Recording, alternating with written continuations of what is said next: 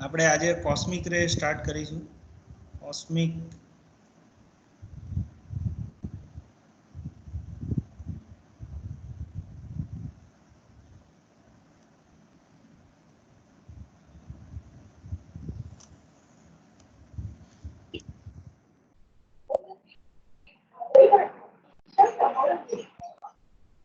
હવે કોસ્મિક રે and universe આપણે પહેલા શું સ્ટડી કરી રહી છે જોઈ લઈએ જરા થોડું.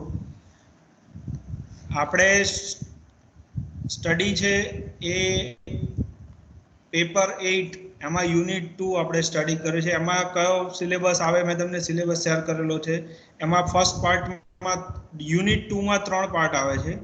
એક તમારા આયોનાઇઝેશન ચેમ્બર એ બધું વસ્તુ આવશે, તમારા ડિટેક્ટર જે છે.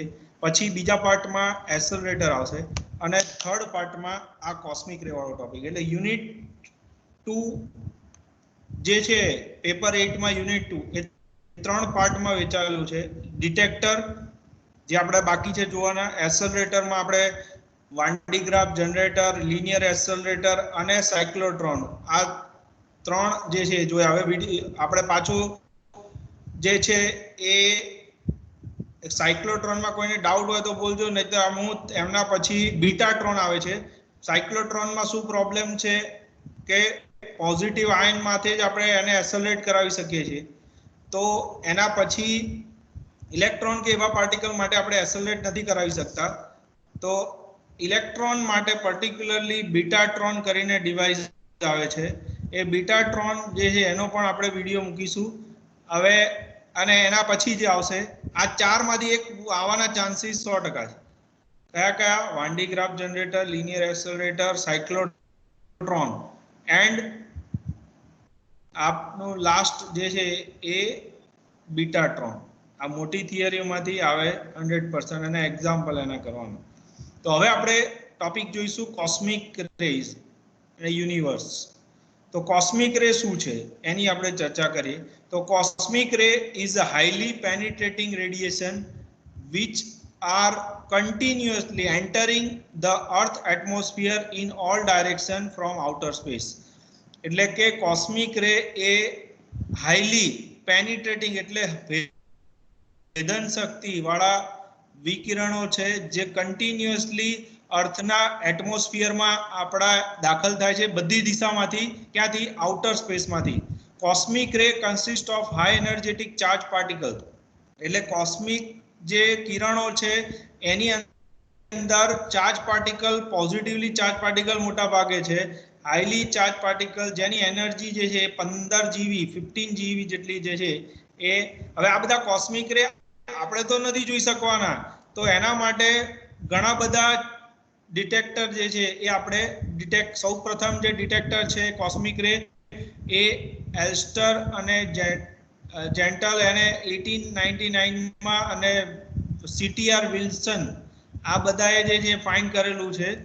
હવે એના માટેનો ઇલેક્ટ્રોસ્કોપ આવે અને એના પરથી તમે જે છે ડિટેક્ટ કરી શકો. તો કોસ્મિક રે આપણે નરી આંખે જોઈ શકતા નથી, પણ એટલે તમારે અત્યારે આની ડેફિનેશન રાખવાની. કોસ્મિક રે આર હાઈલી પેનિટ્રેટિંગ, ભેદન શક્તિ વાળા કોઈ પણ માંથી પસાર થાય એવા રેડિયેશન છે અને જે અર્થના એટમોસ્ફિયરમાંથી દાખલ થાય છે. ક્યાંથી? આઉટર સ્પેસમાંથી, બધી દિશામાંથી દાખલ થાય છે.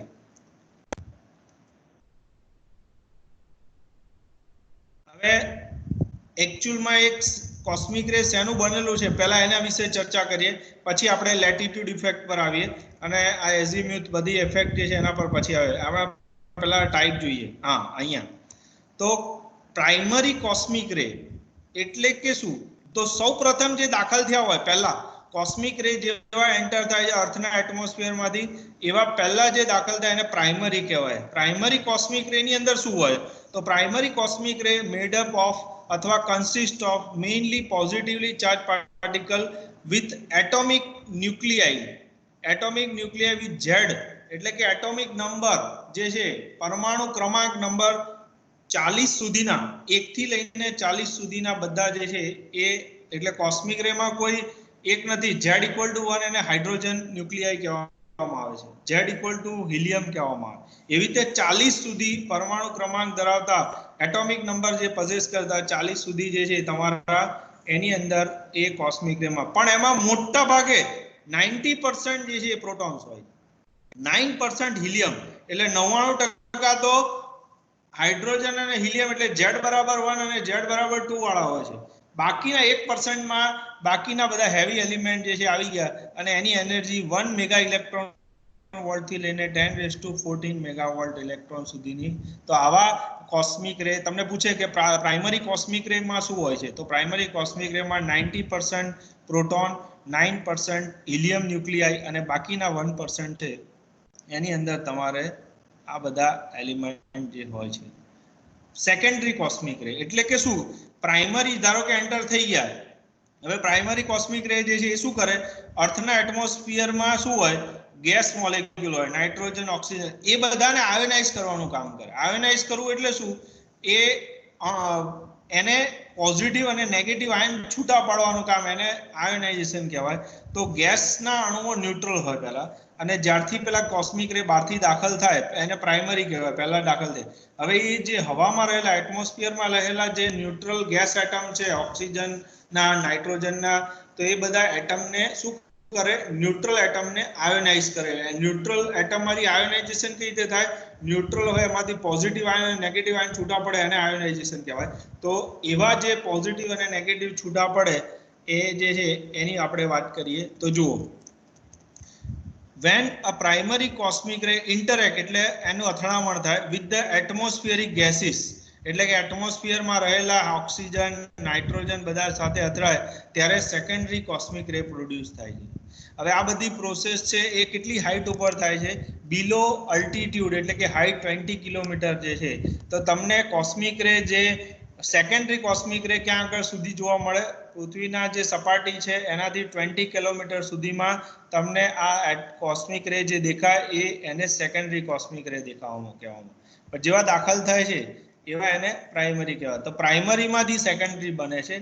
તો ઓન એન્ટરિંગ ધ એટમોસ્ફિયર, એટલે કે જ્યારે દાખલ થાય ત્યારે પ્રાઇમરી કોસ્મિક રે કોની સાથે અથડાય, ગેસના અણુ પરમાણુ જે એટમોસ્ફિયરમાં રહેલા છે એની સાથે અથડાશે અને શું પ્રોડ્યુસ કરશે, પાઈ મેસોન. હવે આ પાઈ મેસોન એ તમારા માટે આખું નવું છે.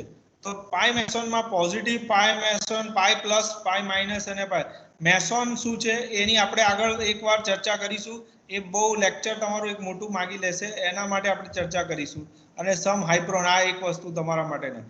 તો મેસોન જે છે એ ક્વાર્કનું બનેલું હોય છે. મેસોન જે છે અત્યારે થોડી વાત કરીએ તો તમારા પ્રોટોન, ક્વાર્ક શું છે એ થોડું સમજો. પ્રોટોન અને ન્યુટ્રોન પણ નાના નાના કણોના બનેલા છે. જે પ્રોટોન અને neutron, you quark, down quark, એટલે અપ ક્વાર્ક, ડાઉન ક્વાર્ક, આ બધા ક્વાર્ક જે છે એનું બનેલું હોય છે. અત્યારે આપણે જાણીએ છીએ કે ન્યુક્લિયસની અંદર શું હોય, પ્રોટોન અને ન્યુટ્રોન હોય છે. પ્રોટોન અને ન્યુટ્રોન શેના બનેલા છે, તો ક્વાર્ક્સના બનેલા. અને ક્વાર્ક ક્વાર્ક ભેગા થઈ અને આવા મેસોન ને એવા બધા પાર્ટિકલ જે છે બનાવતા હોય છે. તો પાઈ મેસોન જે છે એટલે મોટા ભાગે સેકન્ડરી મેસોન, સેકન્ડરી કોસ્મિક રે ની અંદર વંચાતું નથી અહીંયા થોડું, પણ સેકન્ડરી કોસ્મિક રે જે છે એમાં 70% મ્યુ મેસોન હોય છે, 29% ઇલેક્ટ્રોન પોઝિટ્રોન પેર. એટલે ઇલેક્ટ્રોન પોઝિટ્રોન, ઇલેક્ટ્રોનનો એન્ટી પાર્ટિકલ જેને E+ કહેવામાં આવે છે. ઇલેક્ટ્રોનનો ચાર્જ નેગેટિવ, પણ પોઝિટ્રોન એટલે એનો એન્ટી પાર્ટિકલ કહેવામાં આવે છે, E+. તો 29% ઇલેક્ટ્રોન અને પોઝિટ્રોન, પોઝિટ્રોનને E+ કહેવામાં આવે છે. તો 70% મ્યુ મેસોન, 29% ઇલેક્ટ્રોન પોઝિટ્રોન અને 1% માં હેવી, એટલે સેકન્ડરી કોસ્મિક રે આટલાનું બનેલું છે અને પ્રાઇમરી પ્રોટોન અને હિલિયમનું બનેલું છે. તો મેસોનની અંદર જે કમ્પોનન્ટ હોય છે એમાં ઇલેક્ટ્રોન, પ્રોટોન, પોઝિટ્રોન આવા બધા જે છે કમ્પોનન્ટ એ હોય છે. બરાબર છે.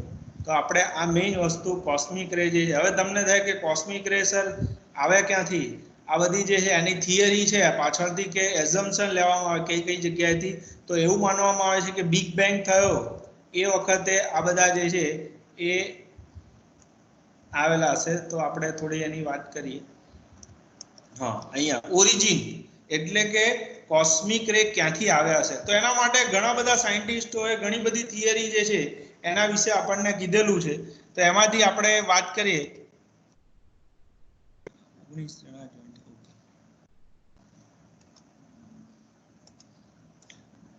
તો કોસ્મિક રે જે છે એના માટે સાયન્ટિસ્ટોએ અલગ અલગ થિયરી મૂકેલી છે. એમાં પહેલી થિયરી જે છે એક્સપ્લોઝન થિયરી. તો આ ત્રણ સાયન્ટિસ્ટ છે, રેઝનર અને લેમેટ્રે, રેઝનર અને બીજા સાયન્ટિસ્ટોએ એવું કીધું કે જ્યારે યુનિવર્સ એક સિંગલ ન્યુક્લિયસનું હતું, એટલે બહુ વર્ષો પહેલાની વાત છે, અબાઉટ 3 બિલિયન યર્સ અગો, આટલા બધા વર્ષોમાં જ્યારે યુનિવર્સ એક્સપ્લોર થયું, એટલે કે એનો જે યુનિવર્સ જે છે, બિગ બેંગ થિયરી તમે જે થોડું સાંભળ્યું છે એના વિશેની વાત કરીએ છીએ આપણે. તો about 3 billions years ago this universe જ્યારે એક્સપ્લોર થયો ત્યારે ગેલેક્સી ફોર્મેશન થયું. અને આજની તારીખ પણ એક ગેલેક્સી બીજા ગેલેક્સીથી દૂર દૂર જતી જાય છે ડિસ્ટન્સ પર. અને એ વખતે આવા કોસ્મિક રે આવેલા હશે એની વાત આપણને જાણવા મળી. આ બધી એની કોસ્મિક રે ક્યાંથી આવે એની માટેના ઘણા બધા સાયન્ટિસ્ટોએ ઘણા એવું કીધું કે સનમાંથી આવેલી. તો આપણે બહુ વધારે નહીં, પણ આના વિશે આટલું લખવાનું કે એક્સપ્લોઝન થિયરી ગેસ કરેલું છે, બીજું ઓરિજિન ઓફ ગેસ, આ બધું કંઈ એક્ઝામમાં પૂછાતું નથી, એટલે આમાં કંઈ આપણે પેલું નથી કરવાનું, પણ આપણે જાણવાનું જરૂરી છે કે ક્યાંથી કોસ્મિક રે જે છે આવે છે. તો ઓરિજિન ફ્રોમ ધ સન. તો ઘણા એવું માને છે કે સનમાંથી મોટા ભાગનો સોર્સ કોસ્મિક રે છે, કારણ કે સનની અંદર પ્રોટોન અને હિલિયમ બધા સોર્સ જે છે એ છે ઓલરેડી. હાઇડ્રોજન ગેસ સનની અંદર મેઇન સોર્સ છે, અને હાઇડ્રોજનનું રૂપાંતર હિલિયમમાં થાય, એટલે મોટા ભાગે એવું માનવામાં આવે છે કે સનમાંથી જ આ કોસ્મિક રેનો ઉદ્ભવ થયો હશે. અને સનમાં જ્યારે એની અંદર પણ ઇરપ્શન થાય, વાયોલેન્ટ ઇરપ્શન એટલે જ્વાળાઓ નીકળે. અહીંયા લખેલું છે વાયોલેન્ટ ઇરપ્શન અકર અને ionise gas shoot out from the, એટલે જ્યારે અંદર હવે સનનું ટેમ્પરેચર તો બહુ બધું છે, ત્યારે કોઈ પણ ગેસ હોય એ આયોનાઇઝ ફોર્મમાં જ હોય.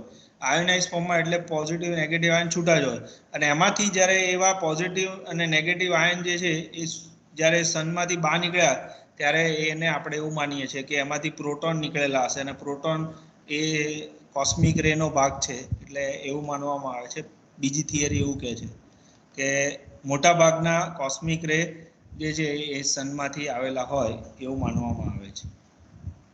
એટલે રિસ્પોન્સ એટલે પ્રાઇમરી કોસ્મિક રે તો ખરા જ એમ, બરોબર છે.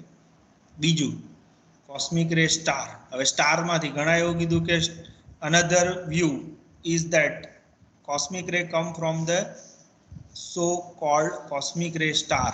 cosmic ray star એટલે સન એક સ્ટાર જ છે, એના જેવા ઘણા બધા મેસિવ સ્ટાર, મેસિવ એટલે બહુ માસ એનું બહુ હાઈ હોય, સન કરતાં પણ વધારે માસ વાળા પણ સ્ટાર છે, એના કરતાં ઓછા માસ વાળા પણ સ્ટાર છે, અને એટલા બધા સ્ટાર જે છે 10⁻11 સ્ટાર અહીંયા આપણી ગેલેક્સીમાં છે, બરોબર છે. એમાં double star, variable star, Nova, Supernova, અને આ બધા જે સ્ટાર છે એ પોતાનામાંથી કોસ્મિક રેનો ઉદ્ભવ કરે છે એવું માનવામાં આવે છે. તો આપણે આ 3-4 એઝમ્પશન છે. અહીંયા તમારો ટોપિક જે છે એ આટલેથી આ 37.12 આના ઉપરનું તમારા સિલેબસમાં છે, એટલે ધ્યાન રાખજો. આ તમારા સિલેબસ એટલે જો કે અહીંયા પતી જ જશે, આ થિયરી તમારા સિલેબસમાં નથી, આટલું યાદ રાખજો. આ યુનિવર્સ લખેલું છે એના પછીનું આ બધું બિગ બેંગ થિયરી એ બધું તમારા સિલેબસમાં, એની ઉપરનું છે બધું તમારા સિલેબસમાં છે. તો ખ્યાલ આવી ગયો બધાને કે કોસ્મિક રે ની પાછળ કોસ્મિક રે, પ્રાઇમરી કોસ્મિક રે અને સેકન્ડરી કોસ્મિક રે શેનું બનેલું છે એ બધાને ખ્યાલ આવી ગયો છે?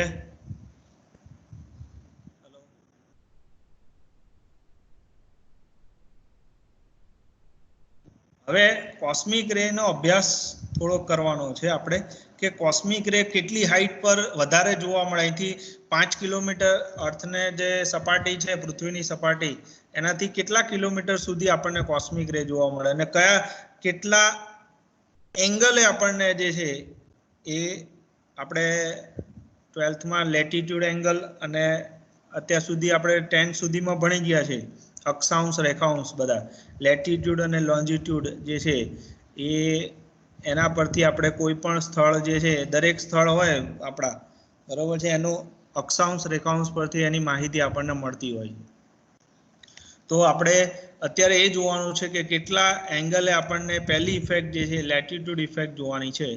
તો લેટિટ્યુડ ઇફેક્ટ જે છે એની આપણે વાત કરીએ તો જુઓ અહીંયા. તો આ તમારો જે છે એ પૃથ્વી આપેલી છે અર્થ, એમાં નોર્થ, અહીંયા સાઉથ, ઈસ્ટ ને વેસ્ટ આપેલું છે. અને જીઓમેગ્નેટિક લેટિટ્યુડ જે છે, લેટિટ્યુડ એટલે એક એંગલ કે જે તમારો અહીંયા ધારો કે કોઈ બિંદુ છે આ અર્થની સપાટીમાં, અહીંયા કોઈ સ્થળ છે અને એની આડી લાઈન તમારે લેવાની અને સેન્ટરથી એ બિંદુ વચ્ચેનો જે એંગલ ગણીએ, આ એક ધારો કે અહીંયા એક સ્થળ છે સમજી લો આ બિંદુ વગર, બરોબર. તો ત્યાંથી તમારે આ સેન્ટર સુધીની એક લાઈન દોરવાની અને બીજી લાઈન છે એ આડી લાઈન દોરવાની અને આ બંને વચ્ચે જે એંગલ બને એને લેટિટ્યુડ એંગલ કહેવામાં આવે છે, બરોબર. તો લેટિટ્યુડ એંગલ તમારે અહીંયા નોર્થ પોલ આગળ જોવો હોય, કોઈ સ્થળ અહીંયા છે નોર્થ પોલ આગળ, તો એનો લેટિટ્યુડ એંગલ કેટલો થાય? 90 જેટલો થાય. અને જે વિષુવવૃત્ત પર છે, આ એક્સિસ એટલે વિષુવવૃત્ત કહેવાય, ઇક્વેટર કહેવામાં આવે છે, બરોબર. ઇક્વેટર ઉપર કોઈ હોય તો એનો એંગલ લેમ્બડા ઇક્વલ ટુ 0 થાય. તો લેટિટ્યુડ એંગલ 0 કઈ જગ્યાએ હોય? ઇક્વેટર પર, વિષુવવૃત્ત, અને પોલ ઉપર 90 હોય. એટલે અહીંયાથી 0 થી ચાલુ કરીને અહીંયા 90 સુધી તમારો એંગલ થશે. તો કોસ્મિક રે આ ફિગર જે બતાવેલી છે અહીંયા, એમાં એક્સ એક્સિસ પર લેટિટ્યુડ એંગલ છે. લેટિટ્યુડ એંગલ 0 કઈ જગ્યાએ? આ 0 છે. અને આપણે બે બાજુ જોવાનું છે. આ 0 તમે આ એક્સિસ વિષુવવૃત્ત રેખા જે છે એની ઉપર જઈએ તો 90 ખૂણો આવે અને નીચે જઈએ તો ખૂણો 90 આવે. તો અહીંયા આ 0 છે, આમ જઈશું તો ઉપર, અને આ બાજુ જે તમારું જે છે આ નોર્થ સાઈડ બતાવેલી છે, આમ નોર્થ સાઈડ, અને આમ જે છે એ સાઉથ સાઈડ બતાવેલી છે. એટલે ઇક્વેટર થી આમ જાઓ એ નોર્થ, એટલે કે 0 થી આ બાજુ ધન દિશામાં જાઓ તો નોર્થ અને આ બાજુ જાઓ તો સાઉથ. તો આને કોસ્મિક રે ઇન્ટેન્સિટી એટલે તીવ્રતા, કોસ્મિક રે મળી આવવાની સંભાવનાઓ, એની ઇન્ટેન્સિટી કેટલી છે એ તમારા વાય એક્સિસ પર દર્શાવેલી છે અને એક્સ એક્સિસ પર જીઓમેગ્નેટિક લેટિટ્યુડ ઇન્ડિકેટ કરેલું છે. તો મેક્સિમમ ક્યાં મળશે જુઓ, સમજો અહીંયા. તો તમને અહીંયા જે ગ્રાફ આપેલો છે તો અહીંયા 0 એંગલ, જેમ જેમ તમે આમ આ એક્સિસ પર આમ આગળ જતા જાઓ તો પોલ ઉપર જે છે એ તમારી મેક્સિમમ મળે અને અચળ થઈ જાય. એટલે ક્યાંથી અચળ થવાનું ચાલુ થાય? 0 થી પહેલા જઈએ તો તમારો જે છે પહેલા 0 થી ઉપર જઈએ એમ વધતી જશે 42 ડિગ્રી સુધી. 40 ડિગ્રી 0 થી લઈને 40, અહીંયા 42 છે એકચ્યુઅલમાં, 42 થી લઈને 90 સુધીમાં અચળ થઈ જાય અને 0 થી 42 સુધી વધતી જાય. તો અહીંયાથી ચાલુ કરીએ તો અહીંથી ધીરે ધીરે એંગલ, અહીંયા 10 ડિગ્રી જેટલો એંગલ, અહીંયા 20 ડિગ્રી, 30, એમ કરીને 42 સુધી તમારું જે છે એ વધતું જશે. પછી 42 થી 90 એટલે કે પોલ સુધી તમારો જે છે કોન્સ્ટન્ટ રહેશે. અહીંયા જુઓ તો અહીંયા આ 0 છે, અહીંયા વધતું જાય છે, બંને બાજુ વધતા જશે. તમે આમ નીચે જાઓ તોય વધે અને ઉપર જાઓ તો પણ વધશે. તો અહીંયા તમારો જે છે વધતું જશે 42 સુધી વધે, બંને બાજુ 42, અને પછી અચળ થઈ જાય. એનો મતલબ કે તમને જે કોસ્મિક રે મળી આવવાની સંભાવના અચળ કઈ જગ્યાએ છે? તો 42 ડિગ્રીથી લઈને 92 ડિગ્રી એ લેટિટ્યુડ આગળ તમને આને આ ઇફેક્ટ જે છે, આ જે ગ્રાફ એટલે કે જે બદલાવ દેખાય છે કોસ્મિક રે મળવાની સંભાવના versus angle, the variation of cosmic રે ઇન્ટેન્સિટી વિથ જીઓમેગ્નેટિક લેટિટ્યુડ, એટલે એંગલ સાથે જે બદલાય છે, આવી ઇફેક્ટને લેટિટ્યુડ ઇફેક્ટ કહેવામાં આવે છે. તો લેટિટ્યુડ ઇફેક્ટ જે છે એટલે તમારે ખાસ ચેક કરવાનું છે કે તમે બહારથી આવે છે, આઉટર સ્પેસમાંથી કોસ્મિક રે આવે છે તો કેટલા હાઈટ ઉપર, હવે હાઈટ ઉપરની ઇફેક્ટ એ જોવાની છે આપણે, અલ્ટિટ્યુડ ઇફેક્ટ કહેવાય, અલ્ટિટ્યુડ. આને લેટિટ્યુડ એંગલ પરની ઇફેક્ટ જોવાની છે. આપણે ચેક કરવાનું છે કે કઈ જગ્યાએ આપણને મેક્સિમમ એની તીવ્રતા જે છે એ મળે છે. આ બધાને ખ્યાલ આવે છે? થોડી કઈક સાંભળો છો બધા? હેલો આશીષ? हाँ सर. ચિરાગ છે? ચિરાગ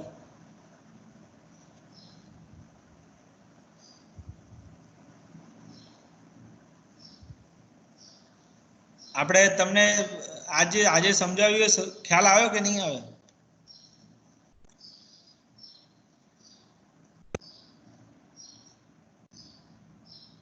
ચેટમાં એટલીસ્ટ આન્સર આપો તો ખ્યાલ આવે તમારો આગળ. ચિરાગ નથી.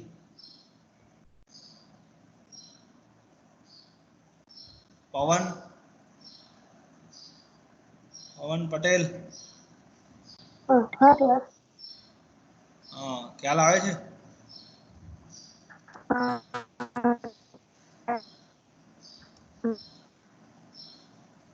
સહજ પટેલ. સહજ છે. Yes sir. સંભળાય છે બરોબર? હા સંભળાય છે. ને ખ્યાલ આવે છે? આવે છે. સ્મિત કુમાર બારોટ.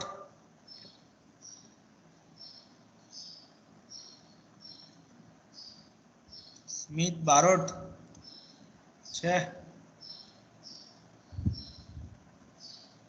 હા સર. ખ્યાલ આવે છે? હા આવે છે.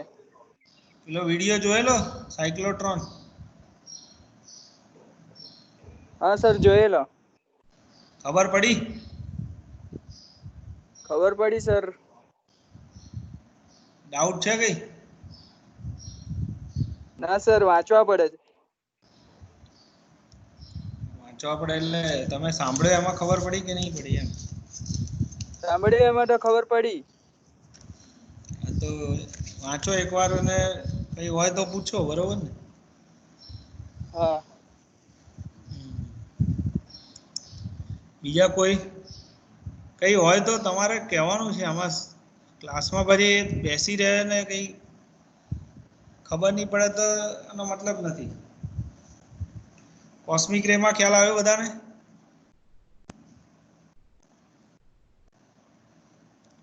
જુઓ તો હવે આગળ આપણે લેટિટ્યુડ ઇફેક્ટ પહેલા પૂરી કરીએ. જુઓ તો અહીંયા આ ગ્રાફ તમારે જોવાનો છે લેટિટ્યુડ ઇફેક્ટનો. હવે જુઓ અહીંયા તો the latitude effect may be explained on the basis of effect of earth magnetic field. એટલે કે આવું થવાનું કારણ આપણે કોઈએ પૂછ્યું નહીં કે સર 0 ડિગ્રી આગળ એ મળે છે પણ બહુ ઓછા મળે છે. અહીંયા જો આટલા થોડાક જ મળે છે કોસ્મિક રે, બરોબર છે. પછી જેમ જેમ એંગલ વધતો જાય એમ વધતા જાય છે અને પછી અચળ થઈ જાય. આવું બધું કેમ થાય? તો એના માટે જવાબદાર કોણ છે? આપણું પૃથ્વી જે છે પોતે ચુંબકત્વ એટલે કે મેગ્નેટિક ફિલ્ડ ધરાવે છે અને પૃથ્વીનું ચુંબક મેગ્નેટિક ફિલ્ડ છે એ સાઉથથી નોર્થ તરફ એટલે નીચેથી મેગ્નેટિક ફિલ્ડ લાઈન જાય અને ઉપર તરફ જાય છે. તો અર્થનું મેગ્નેટિક ફિલ્ડ જે છે એ એનું કારણ છે જવાબદાર, કે આવું જે અલગ અલગ એંગલે આપણને અલગ અલગ તીવ્રતા મળે છે એનું કારણ ફક્ત ને ફક્ત આ મેગ્નેટિક ફિલ્ડ છે. તો અર્થનું મેગ્નેટિક ફિલ્ડ જે છે ઇક્વેટર આગળ એટલે કે અહીંયા ઇક્વેટર આગળ જે છે ત્યાં આગળ આ ચુંબકીય બળ મેક્સિમમ લાગે છે. આપણે સૂત્ર બધા જાણો છો, લોરેન્ટ્સ બળનું સૂત્ર. લોરેન્ટ્સ ચુંબકીય બળ છે, Lorentz magnetic force F is equal to QV cross B. તો QV cross B માં આપણે એનું સિમ્પ્લિફિકેશન કરીએ તો QVB sin થીટા થાય અને sin થીટાની વેલ્યુ આ પોઈન્ટ આગળ ઇક્વેટર જે છે આગળ ત્યાંની 90 થીટા એટલે કોનો એંગલ છે? અહીંયા લેટિટ્યુડ એંગલ નથી. થીટા તો V અને B વચ્ચેનો એંગલ છે, વેલોસિટી અને મેગ્નેટિક ફિલ્ડ. તો એનો મતલબ કે ઇક્વેટર આગળ ઓછા મળવાનું કારણ શું છે? કારણ કે ઇક્વેટર આગળ મેક્સિમમ બળ લાગે છે અને મેક્સિમમ બળ લાગે એટલે ત્યાંથી બધા કોસ્મિક રે એ ડિફ્લેક્ટ થઈ જાય છે, બીજી દિશામાં જતા રહે છે. જ્યારે ધક્કો વાગતો હોય આપણને જે જગ્યાએ અહીંયા ઇક્વેટર આગળ જ મેક્સિમમ ચુંબકીય બળનું મૂલ્ય લાગે છે તો એ બધા બીજી દિશામાં જશે બળ લાગે એટલે. કોસ્મિક રે સૌથી મિનિમમ મળવાનું કારણ ઇક્વેટર આગળ કે છે કારણ કે ત્યાં આગળ ચુંબકીય બળ મેક્સિમમ લાગે છે અને પોલ પર ત્યાં આગળ તમારું જે છે એ ત્યાં આગળ ચુંબકીય બળ મિનિમમ લાગે છે એટલે ત્યાં આગળ તમને મળવાની સંભાવના સૌથી વધારે. કોસ્મિક રે ક્યાં આગળ મળશે? તો કોસ્મિક રે પોલ આગળ cosmic ray particles move parallel to the earth magnetic field. Pole આગળ તમારા બધા જે પોલ એટલે નોર્થ પોલ ને સાઉથ પોલ, ત્યાં આગળ તમારા બધા જ કોસ્મિક રે પાર્ટિકલ અર્થના મેગ્નેટિક ફિલ્ડને સમાંતર હોય છે. એટલે ત્યાં આગળ સૌથી મિનિમમ ડિફ્લેક્શન થાય છે, કોણાવર્તન થાય છે. એટલે તમને સૌથી વધારે કોસ્મિક રે પોલ પર મળે અને સૌથી ઓછા ઇક્વેટર આગળ મળે. અને એ જે છે એ તમારે અહીંયા સુધી લખવાનું છે. આ ઇક્વેશન કંઈ યાદ રાખવાની જરૂર નથી. હવે ઈસ્ટ વેસ્ટ ઇફેક્ટ એટલે ઈસ્ટમાં વધારે મળે કે વેસ્ટમાં વધારે મળે, એની ઇફેક્ટ જે છે એના વિશે આપણે થોડી ચર્ચા કરીએ. જુઓ તો અહીંયા કોસ્મિક રે તમને કઈ બાજુ વધારે મળશે, તો કોસ્મિક રે નંબર ઓફ કોસ્મિક રે આપણે આ પ્રયોગ ઉપરથી મળેલું છે. જે કમિંગ ફ્રોમ વેસ્ટ એટલે વેસ્ટ બાજુથી પશ્ચિમ દિશામાંથી આવતા એ વધારે છે than those of coming from east. East કરતા તમને વેસ્ટમાં વધારે, કેટલા વધારે તો 14% જેટલા વધારે, 14% જેટલા મળે છે બંને બાજુ ઈસ્ટ વેસ્ટ ઇફેક્ટ. પણ ઈસ્ટ વેસ્ટમાં સરખા નથી મળતા. ઈસ્ટ તરફ આવી ઇફેક્ટને એઝિમ્યુથ ઇફેક્ટ અથવા ઈસ્ટ વેસ્ટ ઇફેક્ટ કહેવામાં આવે છે. આપણને કોસ્મિક રે વાતાવરણમાં આવે છે, મળે છે, બધી વસ્તુ બરોબર, પણ હવે આપણે એનાલિસિસ કરવું પડે કે કઈ બાજુથી વધારે મળે છે, કેટલા એંગલે વધારે મળે છે અને કેટલી હાઈટ પર. તો હાઈટ વાળો ફેક્ટર આપણે બાકી છે, પણ ઈસ્ટ વેસ્ટ તરફથી જે કરીશું એ તમારો જે છે. તો ઈસ્ટ વેસ્ટ આને શું કહેવાય, સિમેટ્રી નહીં કહેવાય. એક બાજુથી બંને બાજુ સરખા મળવા જોઈએ તો એને સિમેટ્રી કહેવાય. તો આવી ઈસ્ટ વેસ્ટ એસિમેટ્રી કહેવાય. એસિમેટ્રી એટલે અસમાનતા જે છે એ તમારે કેલ્ક્યુલેટ કરવી હોય તો અહીંયા આ નાથી કરી શકો કે IW એટલે વેસ્ટ તરફથી મળતા કોસ્મિક રે, I એટલે ઈસ્ટ તરફથી મળતા, અને ઈસ્ટ વેસ્ટ એસિમેટ્રી એટલે અસમાનતા એક ફેક્ટર છે જેને તમારે ગણવું હોય તો આ રીતે ગણી શકો. આ સૂત્ર એક યાદ રાખજો છે. તો આ રીતે જો અહીંયા ડાયાગ્રામ દોરેલો છે, વેસ્ટ કમિંગ ફ્રોમ, અહીંયાથી ધક્કો ચુંબકીય બળ લાગશે એટલે કમિંગ, આ બધા ચુંબકીય ક્ષેત્ર જે છે એના લીધે વેસ્ટ તરફ જે છે એ તમારા વધારે આવશે 14%, અને ઈસ્ટ તરફ જે છે એ ઓછા જશે. અહીંયા સુધી બધાને ખ્યાલ આવ્યો? બે વસ્તુ તમે ખાલી જુઓ, કોસ્મિક રે શું છે એની વ્યાખ્યા લખો, ડેફિનેશન, પ્રાઇમરી કોસ્મિક રે, સેકન્ડરી કોસ્મિક રે, અને લેટિટ્યુડ ઇફેક્ટ અને લોન્જિટ્યુડ ઇફેક્ટ જે છે એ બંને વસ્તુનો જે ડિફરન્સ છે એટલું તમે ખાલી જે છે એ સ્ટડી. ખ્યાલ આવે છે આટલે સુધી તમને? અહીંયા સુધી ખ્યાલ આવ્યો હોય તો તમે આગળ અહીંયા હાઈટ ઉપર આપણે પછી જઈ શકીએ. તો અલ્ટિટ્યુડ એટલે હાઈટ પર, કેટલે કિલોમીટર પૃથ્વીની સપાટીથી તમે ઉપર જાઓ એમ કેટલા કિલોમીટર પર તમને મળતું જાય. તો અહીંયા તમે આ ડાયાગ્રામ છે એ કિલોમીટર, અહીંયા પૃથ્વીની સપાટીથી ઉપર જાઓ એમ કિલોમીટર આપેલા છે, અને કોસ્મિક રે ઇન્ટેન્સિટી આપેલી છે. તો તમને અહીંયા ઓબ્ઝર્વ થશે, તમે જો શરૂઆતમાં 0 થી 8 સુધી વધતા જાય છે, પછી વધી અને ઘટે છે. તો અહીંયા આ 24 કિલોમીટર જે છે ત્યાં આગળ તમને મેક્સિમમ મળે છે, અને પછી 24 થી ઉપર જાઓ તો પાછા ઘટવા માંડે છે. આ બધા જુદા જુદા. અને બીજું કે લેટિટ્યુડ પણ જેમ વધતો જાય બધી જગ્યાએ 24 કિલોમીટર જોવાનું. 24 કિલોમીટર જે છે એ બાઉન્ડ્રી છે કે 24 કિલોમીટરથી ઉપર તમે કોઈ પણ લેટિટ્યુડ એંગલે પણ જાઓ, પણ લેટિટ્યુડ એંગલ જો વધતો હોય તો કોસ્મિક રે વધે છે. એ પણ અહીંયા તમે જોઈ શકો છો. તો 8 કિલોમીટર સુધી તો બહુ ધીમે ધીમે વધે છે. 8 કિલોમીટર અહીંયા જોયું તો કોસ્મિક રે intensity slowly up, height up to 8 kilometer. After that rise become fast about 19 to 24 kilometer. આપણે દેવતા સાહેબ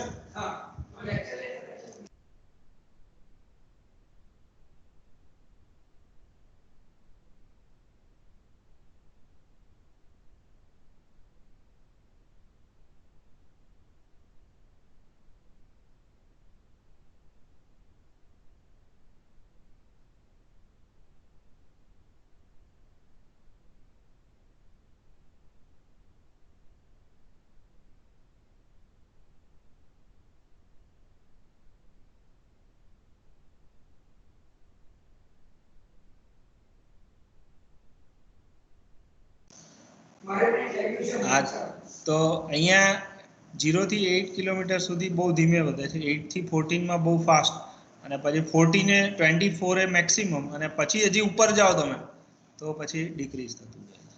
બરાબર છે? તો આ તમારો અલ્ટિટ્યુડ ઇફેક્ટ થઈ.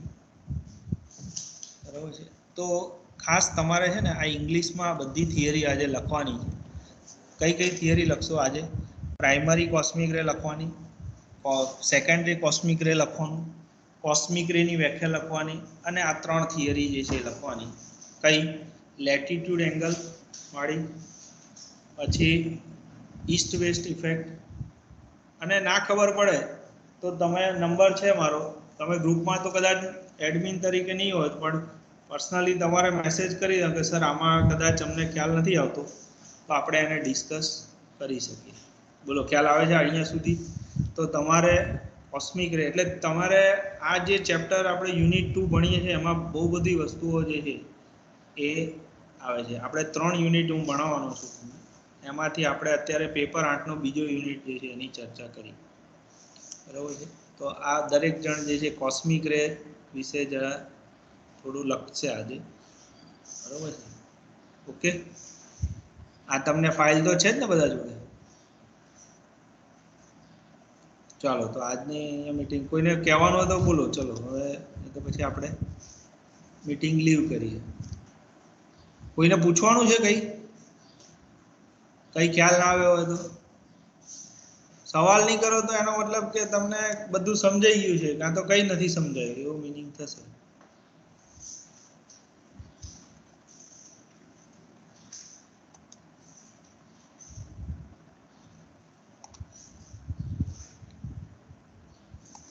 હેલો.